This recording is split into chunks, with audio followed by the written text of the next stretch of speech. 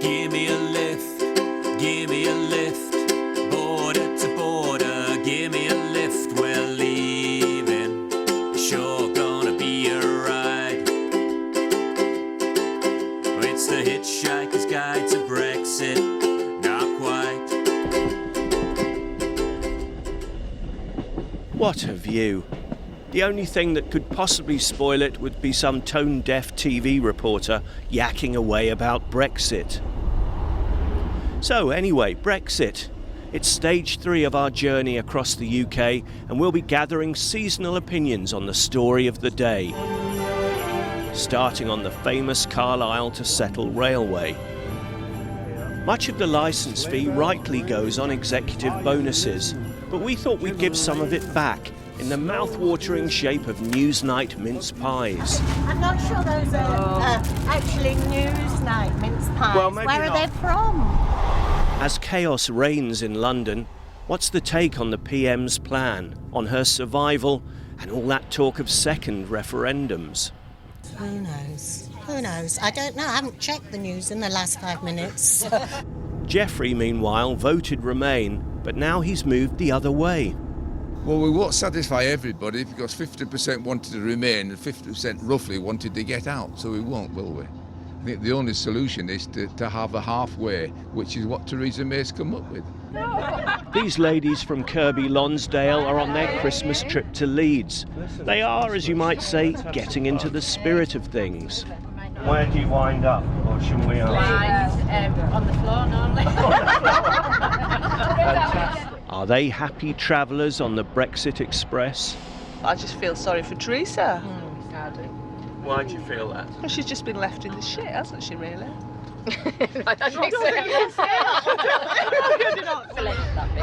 With the vote to keep her in as Prime Minister, that shouldn't have happened. She should have just been allowed to get on with it, and hopefully now she can. It's not going to be mended overnight. It's going to be a long time before it gets sorted. What's the solution? Put more women in and Put more women in. Brexit's happening, get it sorted and just get on with it. Walking in the winter wonderland. We're travelling down the spine of England, hoping to hitch a few lifts along the way, and who knows, kids, we might even find some Christmas elves. Our destination in part 3 of our odyssey is Sheffield. There's no species of person finer than the Yorkshire man and woman. It's lovely to be back here, and it's particularly nice to be here at this crisp season. Sleigh bells ring, are you listening? In the lane, Here we go. snow's glistening. A beautiful sight, oh, we're happy tonight. Walking in a winter wonderland. Hello, good afternoon, sir. How are you? It's thanks to the Yuletide goodwill of people like Michael Rodgers that I can fulfil our public service remit. Michael's on his way back from the gym and agrees to take us all the way into Sheffield. He runs a small business. He's as bewildered as the rest of us. It's a mess.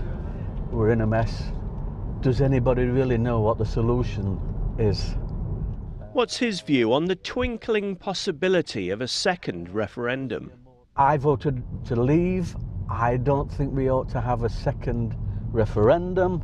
They say, of course, that we didn't know what we were voting for. Did anybody really know what we were voting for? Well, that's a good reason to have it again, isn't it, maybe?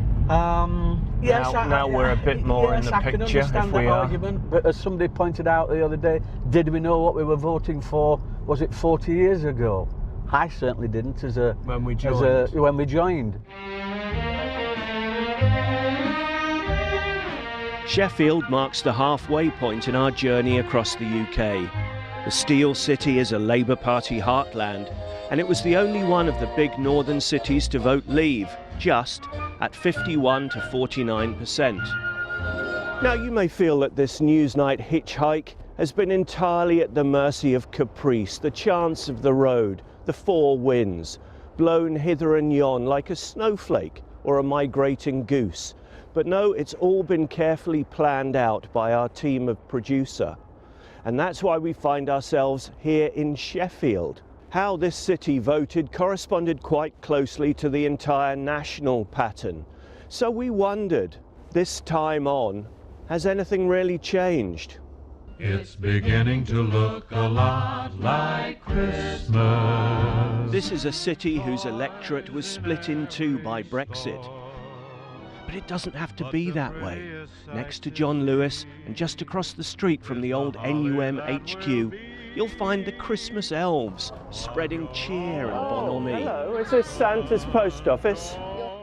They're helping children write and post their letters to Father Christmas. What do you, as elves, think about Brexit?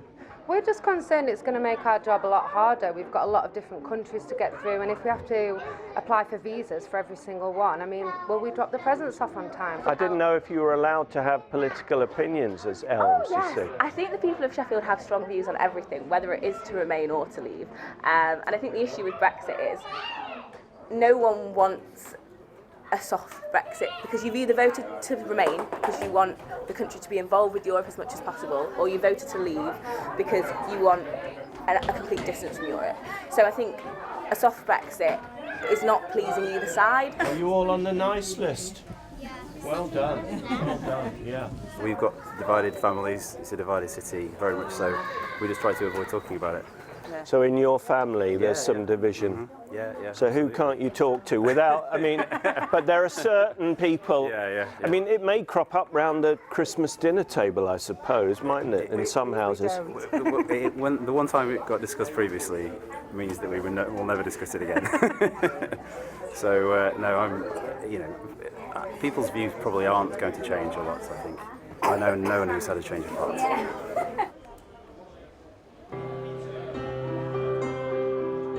You can forget your cares at the Lyceum in Sheffield, where they're putting on Peter Pan this Christmas. That's all well and good, but these reports of ours would be meaningless without analysis from the country's leading commentators.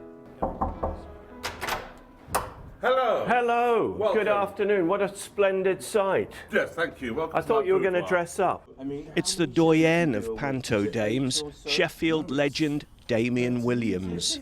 On Newsnight, we're obsessed with Brexit. Isn't everybody? Yes. Does that figure in your production? You can't avoid Brexit, and we all need to have a laugh. And they come, people come in for 2 hours to forget about everything and just laugh and have a great time. I think every panto in the country is probably doing a Brexit just because it's what the whole country's talking about at the moment. 1, 2, 3.